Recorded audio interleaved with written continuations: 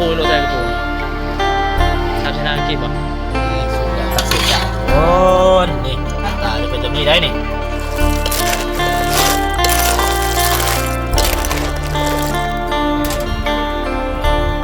มาเลยมาดู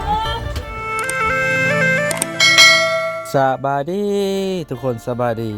ยินดีต้อนรับเข้าสู่ช่องบ้าวดอนบ้านป่าเช่นเก่าเช่นเคย เมื่อนี้บ่าวดอนก็ได้มา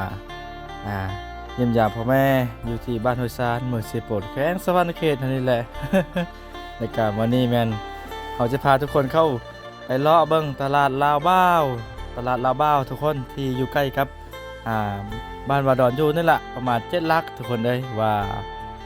ดนมาเย็นดิ้นบ้านพ่อดิ้นบ้านแม่เลยชื่อคนอยู่กินให้เพิ่นกินแน่อย่าเพิ่นจมนะทุกคน ฮู้จักว่าสิได้เริ่มมากินได้ ไปติดตามเบิ่งนำกันทุกคนว่าเขาจะได้ยังกินในมื้อนี้นะเอาได้บ่ ได้บ่ เล็กแค่ตัวเสือขี่ตามคน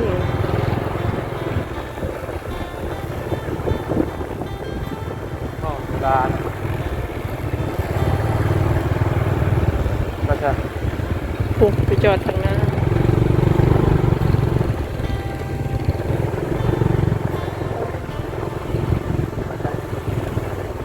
ผูกไปจอดท่านมาไหม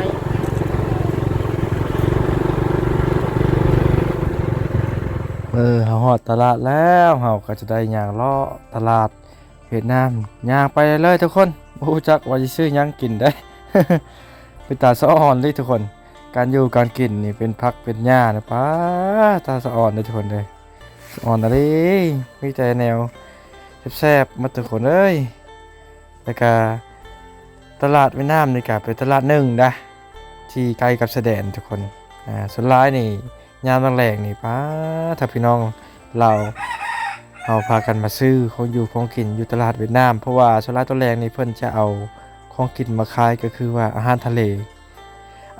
ก็จะเป็นกุ้งหอยปูป่าทุกคนเลยโอ้ตาสะอ่อนอะไรเอาดอดเองกับชิย่างตำลังน้องสาวไปเลยทุกคนเลยย่างไป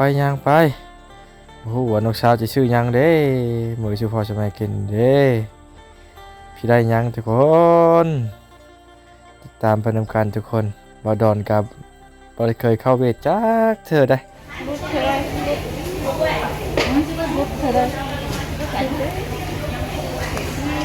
จะทางกีบบ่ เชิญชามไหมบ้างเชิญเลย โลหนึ่งเนี่ย ทีแล้วทีขันเจ้าคนเงาเลยเอาโลหนึ่ง เอาโลหนึ่งเอาฮะคือใครคือห้อยสายเนาะเอ๊ะเขาเป็นห้อยสายมาซื้อเป็นหมึกโลหนึ่ง150,000อันนี้คือใครห้อยสายมันเป็นห้อยแขนบ่ฮะกระปูใหญ่กระปูนี่กระปูนี่โลใจกระปูนี่3 ชนะอังกฤษบ่โอ้ตัวหนึ่งได้โลหนึ่งเนาะใหญ่เลยโลนี่3,500,000ฮะ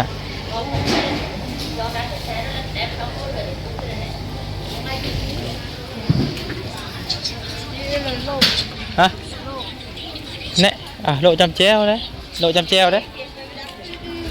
ฮะสุพรรณมีเวลาจะเนี่ยขอบคุณกิมินได้นี่ขอบคุณคิมินใส่คิมินได้เนาะชีนังเลิงเนาะ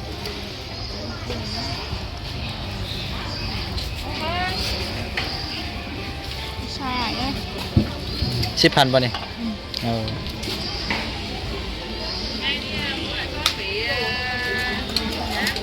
จัดเรื่องคายกับคิมิ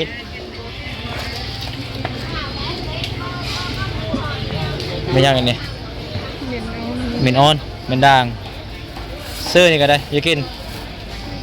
บ่ขายเป็นโลป่ะเนี่ย แล้วมันโล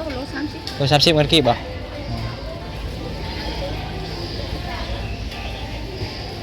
สุกเลยเนาะอ๋อ 6,000นั้น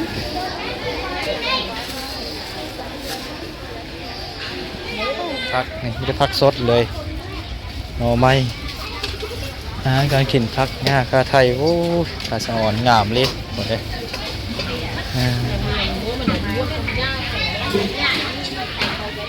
มาได้ปลาหมึกโลนึงนะครับกระปุนขีมีนสองกับทุกคนเลยรัดหักเตียวกอแจ้วเพิ่นแหละกอแจ้วนี่บ่ฮะ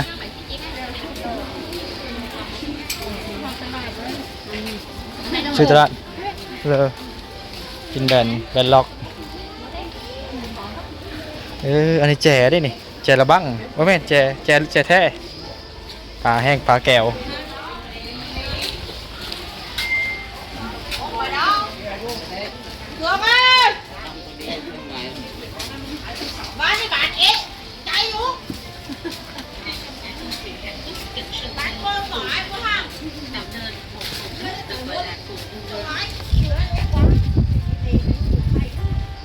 มักเตียวเนี่ยมักเตียวลาวเนี่ยนี่เพชรขนาดแล้วมักเตียวนี่มักเตียวมาเพชรเนี่ย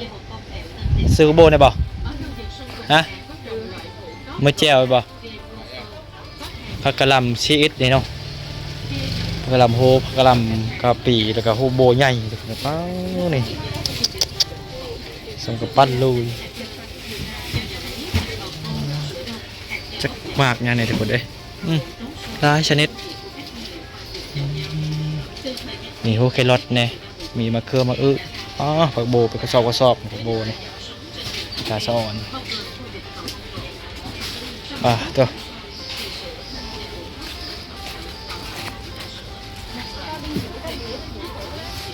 บัดนี้ซื้อเครื่องแล้วก็จะได้กลับทุกคนไปได้ผักกระเลาะข้าวๆได้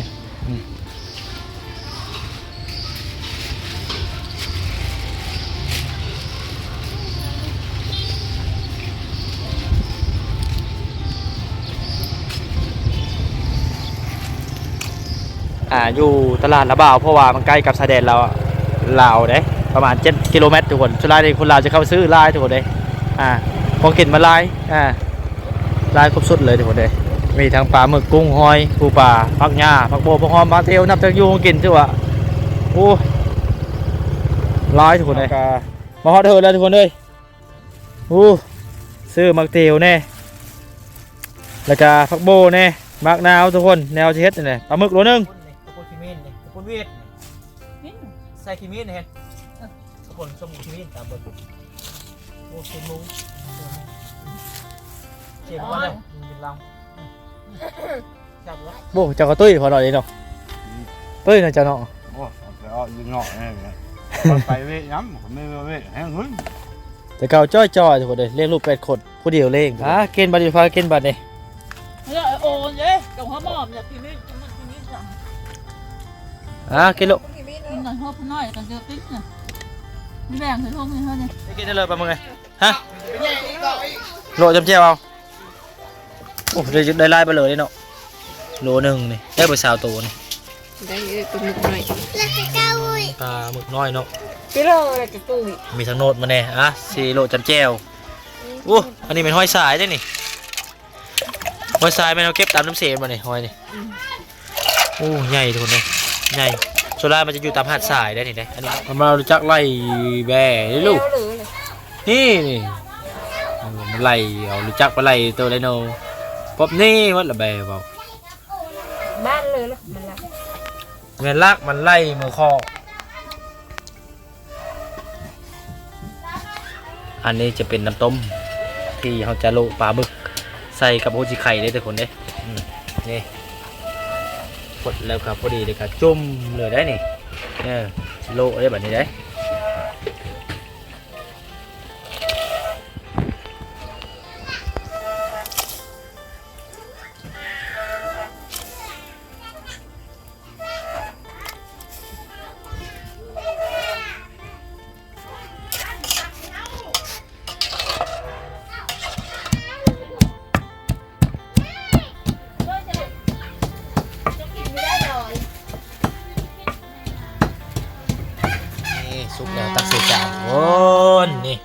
จะเป็นแบบนี้ได้นี่เอาซะหกก็ลดหน่อย แซ่บหอมเตะดังเลยนี่บ่ฮอนเด้อฮอนเอากินซิมซิ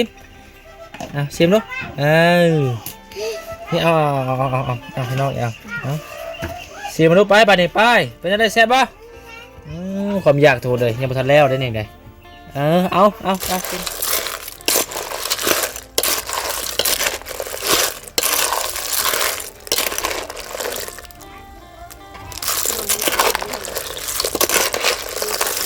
เว้น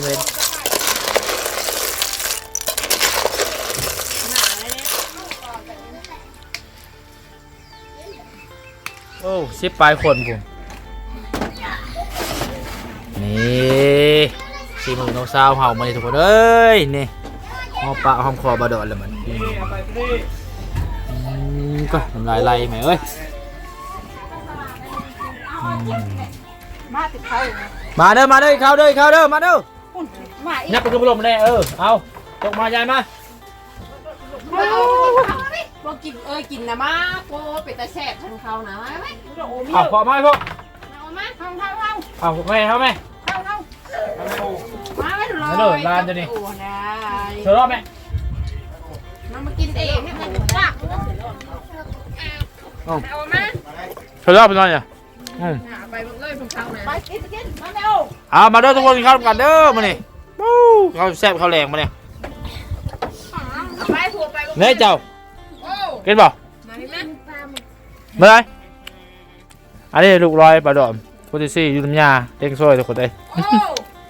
มาเร็ว เอากินข้าวมาเดี๋ยวนี้ก็ได้มันมีเพชรกินเลย หอยถั่วซุป มามูเว้ยกินข้าวด้วยมู ขึ้น ไม่อร่อย